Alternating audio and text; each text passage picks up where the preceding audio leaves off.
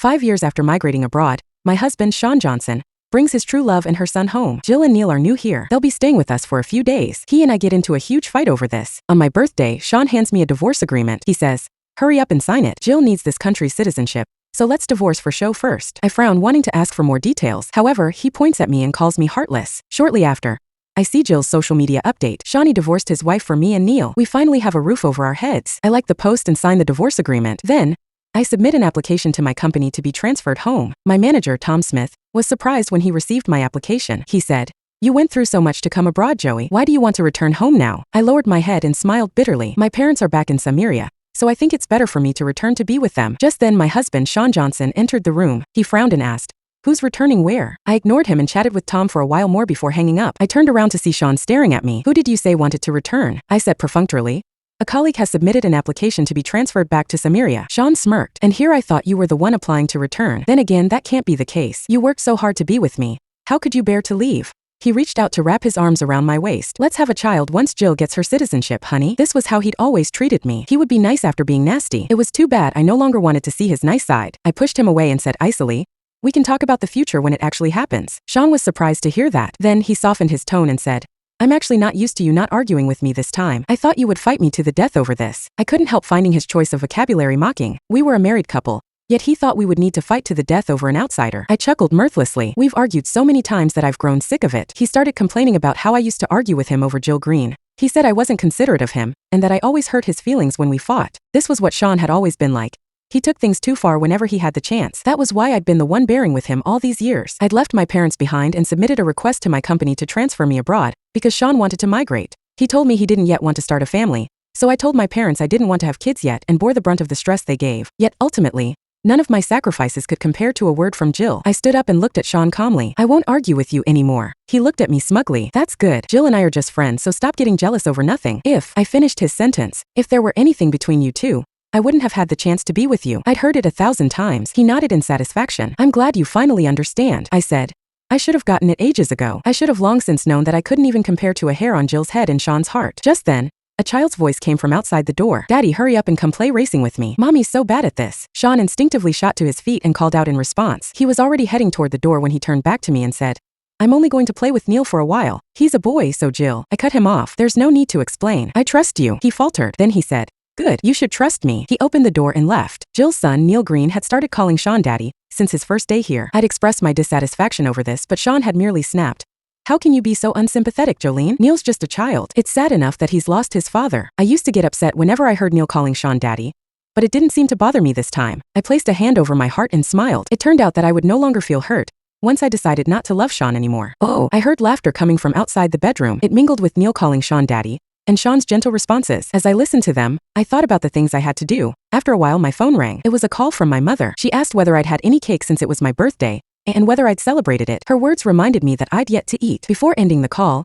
Mom tentatively asked when I would return. I'd rarely gone back to Summeria after migrating. Initially, it had been due to the instability at my workplace. Later, it was because Shawn said it was too troublesome to fly back and forth. As soon as I left the room, Neil threw a toy at me. "What are you doing in my house, you bad woman? Are you going to take Daddy away from me again?" Before I could say anything, Jill apologized profusely. "I'm sorry about this, Jolene. Neil is just a child, so please don't get mad at him," Shawn growled. "You don't need to apologize. It's not a big deal. Besides, Neil's only being like this to her because she scared him in the past. It's her own fault." He pulled Jill and Neil behind him protectively. "Don't tell me you're going to hold a grudge against a 5-year-old, Jolene." I hadn't even said a word, yet the blame was all mine. Instead of defending myself, I said, "You guys continue with what you were doing. I only came out to get something." I headed to the fridge and opened it. That was when I noticed that the cake I'd baked was missing. I looked toward the living room to see a ruined cake on the table. Shawn noticed my line of sight and said nonchalantly, "Was that yours?" Neil left it there because he said it tasted bad. "I'll buy you one if you want." I picked up the cake's remains and threw it into the trash can. Then I said indifferently, "No, it's fine." After that, I headed to the door to leave. I'd only taken a few steps when Shawn came running after me. "Where are you going, Jolene?" I looked at him oddly. This was his first time leaving Jill behind to come after me. "Why did you come after me?" He was taken aback by my question. In the past, I would have been overjoyed to see him run after me. I would have forgiven him regardless of what he'd done. He looked awkward, seemingly not expecting me to react so indifferently. I came to ask you where you were going because you left without saying anything." "Oh, I left to get something to eat," I said indifferently. Just then Jill and Neil approached. She said, "Neil just said that he wants to have pizza, Jolene. We can eat together if you don't mind. Take it as my apology to you. I don't like." Before I could finish, Shawn agreed on my behalf. He even ordered me to take the car around. I didn't want to argue with him since I'd already made up my mind about leaving, So I went to the garage without argument. When I brought the car around, he got into the backseat with Jill and Neil as if it were the most natural thing to do. He only realized the problem after I started driving. He said uneasily, Neil is still young and he clings to me. That's why I looked in the rearview mirror and saw them sitting there like a happy family of 3. I interjected impatiently.